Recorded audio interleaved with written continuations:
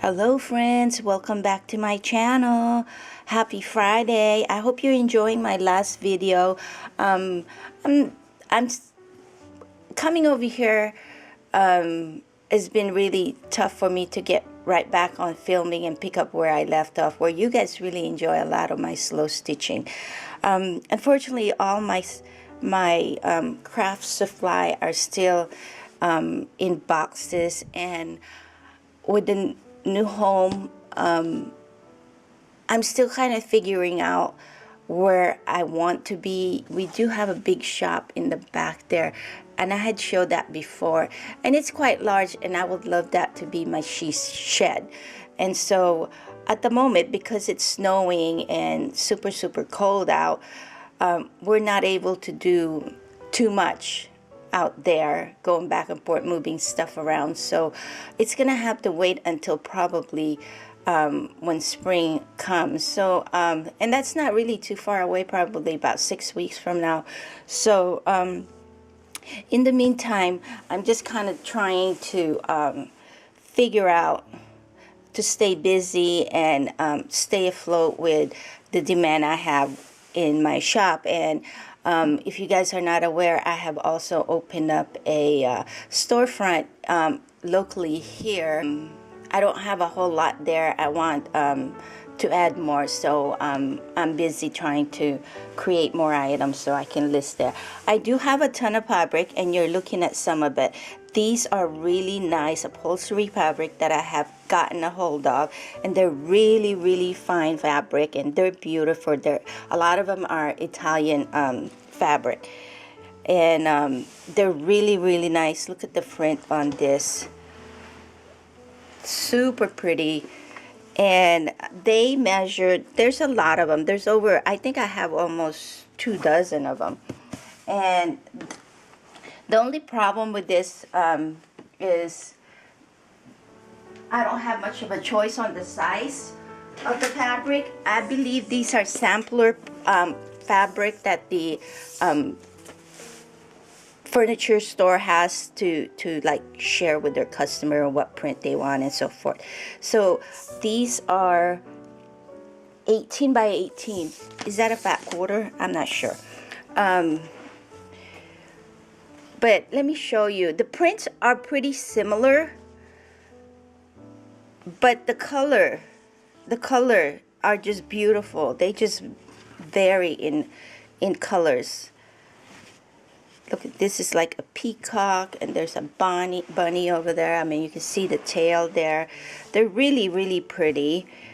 There's that beautiful peacock there. Yeah, but for the most part, the prints are pretty similar. It's just varying in colors. And I think they're so pretty. They almost feel like linen. So beautiful, so soft to the touch, but yet so sturdy. This has like that Hawaiian tropical vibe to it, especially this one. So pretty, so pretty. See, they just come in different color, but for the most part, I mean, I think I got like 3 or 4 different prints here, but in varying colors. So pretty. Look at that. The same thing.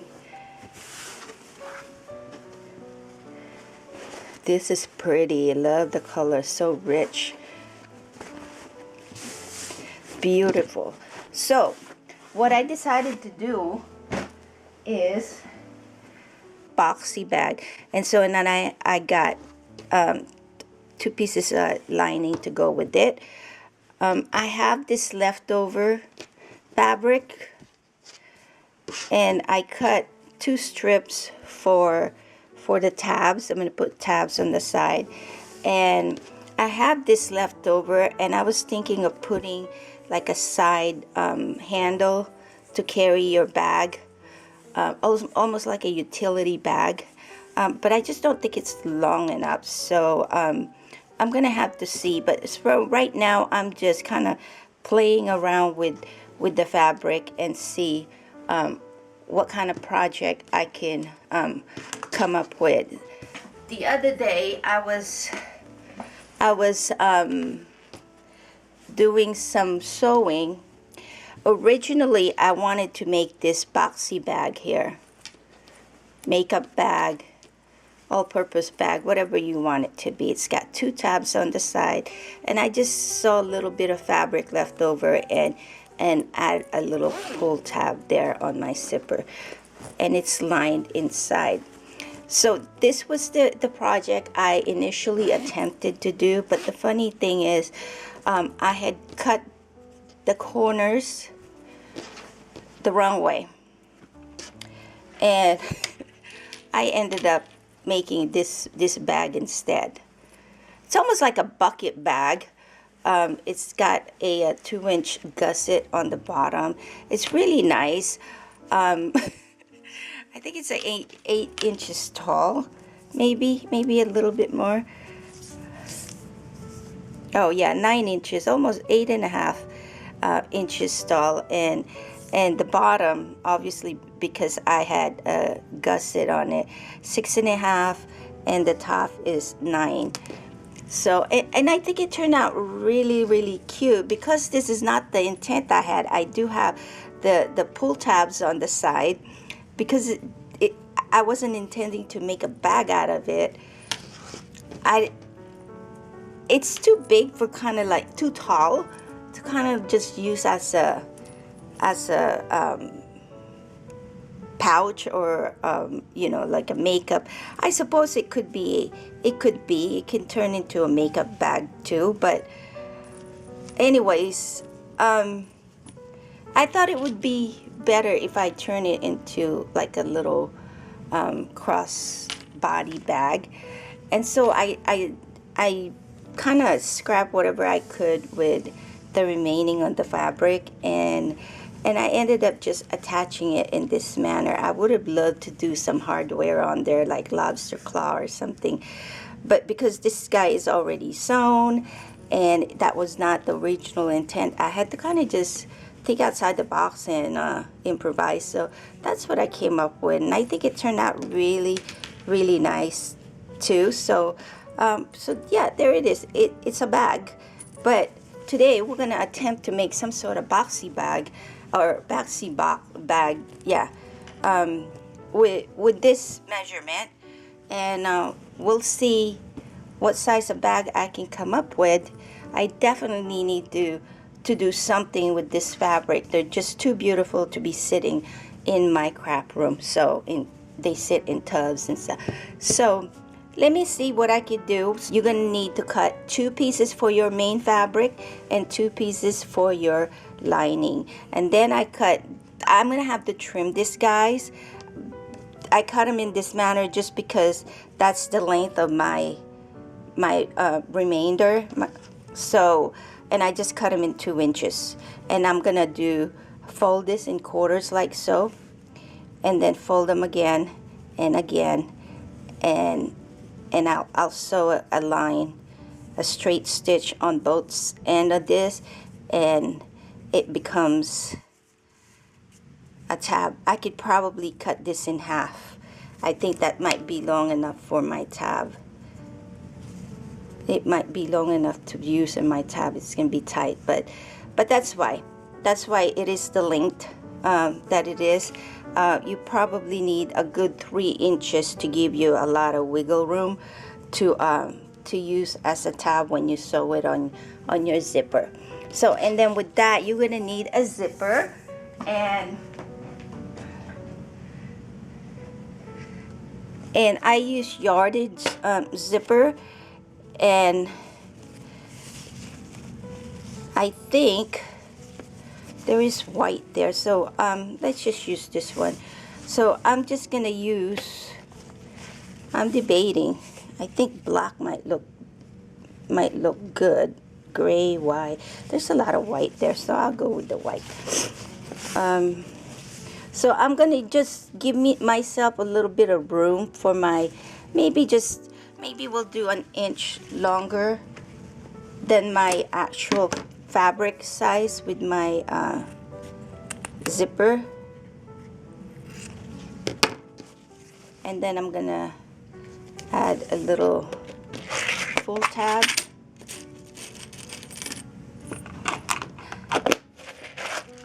So I'm going to cut a batting. I want to just cut it maybe 1/2 inch on the outside bigger, just to give me wiggle room when I quilt this. And I'm just going to do a 1-inch vertical quilting on this, 1 inch apart. So if you do not have a guide on your sewing machine, I have like a foot and I can adjust. It's just a metal guide that I can follow my stitch, so I have an even split. So if you don't have it, just take a ruler. This is about an inch and a quarter wide, and that will just do. So you don't have to be measuring the exact measurement. So you just take your marker, chalk marker preferably, because don't use this because they come back. The friction, they come back when they get cold. Okay friends, I'm doing something different with this just because I don't have much wiggle room. I got my basting adhesive from the shop there the other day, and I just remember I brought it in. So I'm just gonna spray my batting just a little bit. You can see that white stuff. That stuff is sticky, and you should really spray this in a box or something, but I'm not putting a whole lot, just so it will hold my fabric. This way we won't have too much trouble. I love using this basting fabric, especially if I'm quilting something. It really helps keep my sandwiches together nice and neat. There you go. Okay friends, so this is what our quilting looks like. I think it looks really pretty. So it looks really good. I'm happy. I'm just gonna trim any extra batting on the edges here, just so we have a nice clean area to work with. Here we go. We're gonna go ahead and put our zippers, start building our fabric together. So you're gonna do right side facing right side together, and just look at your zipper the way it's gonna open up. Okay, so I can explain to you right side together, but just make sure that everything, your fabric, main fabric, is facing the front of your zipper, which is the bumpy side. This is the flat side, which is the back. That's gonna go inside your bag. And then this is the front of your zipper. So front and front goes together like so.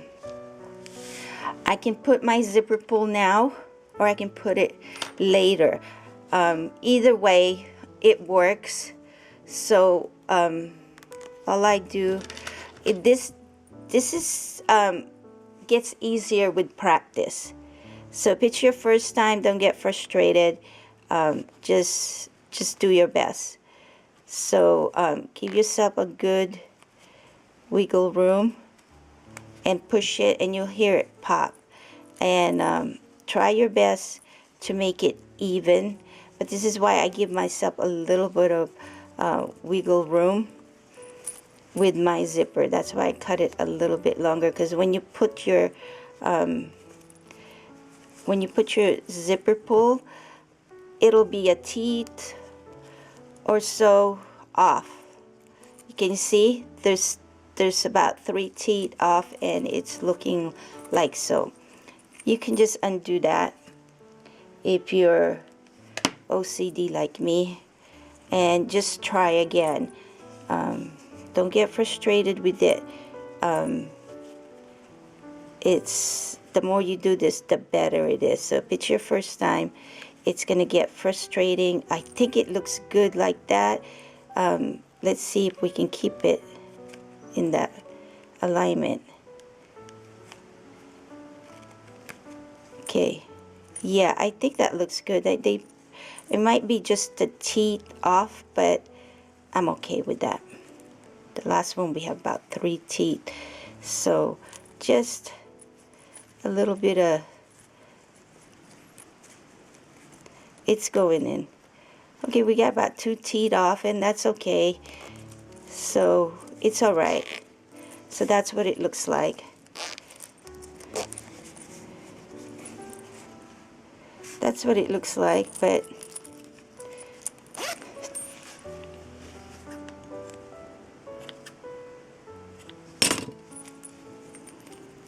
it's so much more easier when you have more fabric to handle on your zipper. Sometimes I prefer to just feed my teeth when I sew all my fabric together. Okay, now I'm having a tough time here because I just don't have enough to hold on to on this end. I don't want to push it too far out because that's what causes it to. It just takes practice, you all. Okay.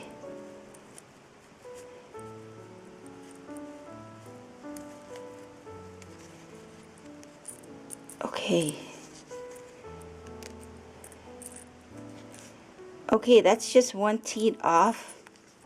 I'll take it. I'll take it because it doesn't look so bad right there. See? Okay, I'll take that. So now what we need to do is go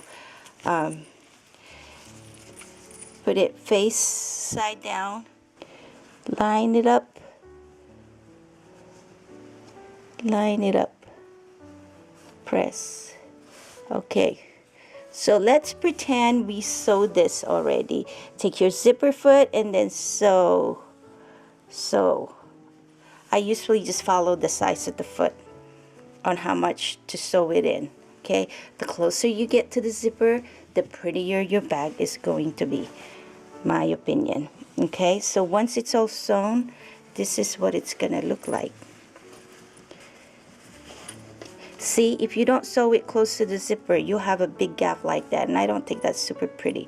So once it's all sewn, it looks like this on the back, it looks like this on the front. Now you're gonna top stitch probably about 1/8 to 1/4 of an inch just to give that a nice finish, and we're gonna do that on both sides. Here's what my top stitching.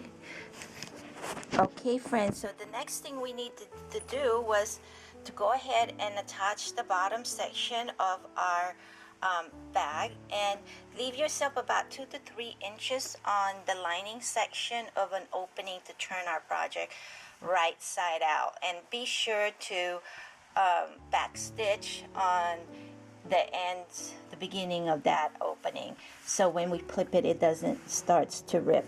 And then on the batting side, we went ahead and completely closed that up. Okay, so now what we need to do is open this up and center the seam with the zipper, and we're gonna do that on both sides. I'm just gonna go ahead and press this open, the seam on both ends, and basically what I'm gonna do is line up all my seam with the center of my zipper, and then the same thing on that second layer. And I'm just gonna stitch just a little past the section of my zipper, just a little past, maybe 1/4 of an inch past that, and same thing over here, and same thing on the other side. This is, to me, is the easiest way to make this bag. Okay friends, so here's what I did. I pretty much just secure my zipper. A lot of people tend to push this lining back, but I'm okay with that much, so I just stitched it from there to there, ensuring that my zipper is secure on both sides. I got lots of thread here.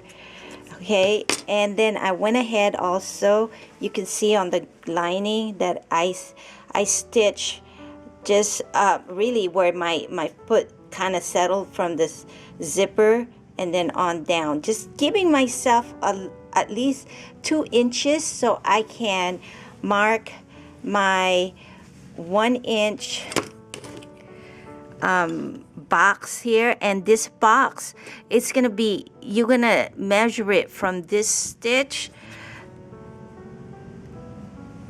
I'm gonna need a different, because I don't like that. It's the inch actually start from this line, so there's that almost an eighth there. So I'm gonna use this ruler instead. And then once I get that ruler, once I get this measured, I'm just gonna use this as a template. So I'm lining up my 1 inch mark right on that seam, and then I'm lining it up on the bottom here. And then I'm just gonna go ahead and mark that. And this is gonna be our box. I need a good scissor. This is gonna be our box. And I'm just gonna cut this like so, and I'm gonna use this as my template for all the rest of my corners. So we got that, and that's what all I'm doing. I'm gonna cut it, and then once I cut it, I'm gonna open up the seam and just close them like so on all 8 little corners. Okay, friends, our bag looks kind of funky right now. This is what it looks like, and let's just turn it the right side out and make sure we catched everything. Where's my zipper pull? There it is. Make sure that everything is caught and that all the seams are good to go. We're almost there, but I'm turning it right side out just to make sure I don't have any raw edges. I think I'm good, but let's just make sure. So that looks nice. So while you're in there, go ahead and take care of those corners. I really hope this turns out really good, because I love to make all those fabric into a boxy bag. I don't know my measurement, how it's gonna play out, but we shall see. Okay, we still have raw edge there. We're gonna go back because we kept those raw. So, and this is the easiest way to kind of close those up. So it looks good. Let's go ahead and try and close it. It's a longer boxy bag, but I don't know. I might have to. It looks good. It's not bad at all. That's the edge. The tab turns out really good. The good size on the tabs. No, it looks good. I don't have the height because of my limited fabric space, but I think it's a great makeup bag, or even arts and crafts, where you put your pencils, your brushes, and all that good stuff. So I like it. So I think I'm gonna go and proceed with the measurement that I have. Check this guy. They look good. Okay, we caught everything, and so now I'm going to flip it over. The smaller your bag, the tougher it is for you to sew your boxes. So just keep that in mind. I struggled a little bit to sew my corners, just because the lining, and I also have my quilting guide on it. I should have removed it, but just keep that in mind. But y'all, it's super easy. I'm hoping that this tutorial is helpful for you, and that you're able to just create your own boxy bag. But if not, if you don't have a sewing machine, or you really like to get your hands with one of these, feel free to visit my shop. I will have this guys listed in there. So we're just gonna try and square all this guys, right here. We're just gonna line those up, and we're gonna stitch it back up from where we end, and then just to secure all of this in place. It's easier that way to sew this edge after we boxed it. And the more you give yourself a wiggle room on this end, the easier it's gonna get for you. So you can see this is so much easy. It's laying out just nicely, but over here it's pretty tight because I didn't give myself a little bit more room there, but it's doable. The bottom here I did pretty good, so that's good. And so we'll just lining these guys up and securing it where you end your stitch. So from there to there, and on both sides, then flip it right side. And a lot of people tend to just run this into their sewing machine when it's right side out, but I'm gonna go ahead and hand stitch it and do a really invisible stitching on it, so you won't see any of that. So let me flip you over, and I want to share with you all these birds that are on my property. So this is the view I'm looking at outside my window when I'm filming for you guys. But look at all these birds right there on my feeder. I think those are called starling. But I'm gonna try and raise my camera. Hopefully they don't see me, because they get startled. Did I say that word? My tongue twisted there because I'm Asian. I'm gonna try and get closer and closer and get you to it. There's so many of them. And then if you look further there under the tree, there is so much of them. Oh, there they go. The rest of them fly? No.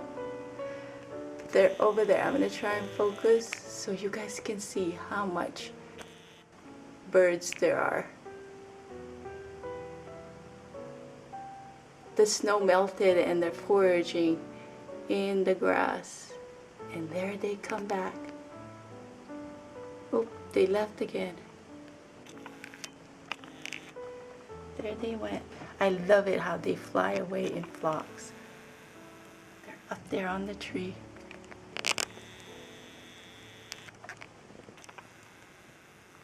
The rest of them are still there. Let's see if they all fly back in.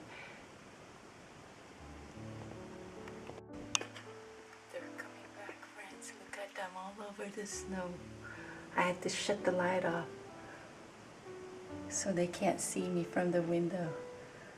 But look how many birds in here, just foraging on my feeder. Wow, how beautiful is that? Look at back there. I see them on the freeway all the time. They fly in flocks like that, but not on my yard. It's so cool. Really something small that I truly enjoy. I feel so blessed. I hope you guys enjoyed that. So let's go back to our project. This video is gonna be so long. Oh, now I got a squirrel coming in. I got a squirrel now making its way to the feeder. I tell you, I filled that up just a week ago, not even Friday, before the snow actually came in, and it's almost empty just because of the number of birds that came in. And I typically fill that up at least almost once a month. It's not even a week and I need to refill it again. So anyways, but that's okay. I'm really glad. It's tough for them to find food when it's snowing, and even water. You know, I can't even give them water out there because it's gonna freeze. So they had to just wait till it start melting, and they were just lining up on my porch here when the snow was starting to melt. So anyways, so the seam is all closed, really nice and neat there. And our bag is finished, with the exception of hand stitching the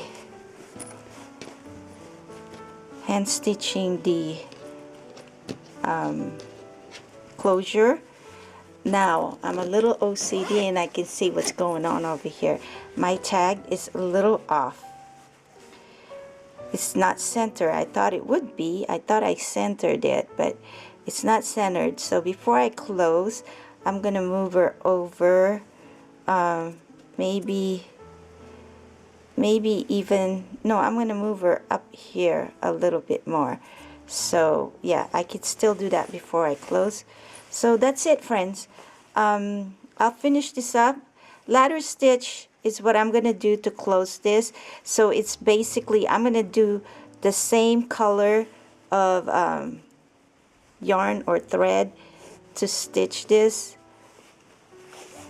and I'm basically picking up a little bit from one side and then alternating it to the other side, and doing your best to uniform your stitch. So you pick up one here, and then you pick up on the back, you pick up here, pick up there, and when you pull it, you cinch it full, it disappears, so you almost look like you have this kind of stitches.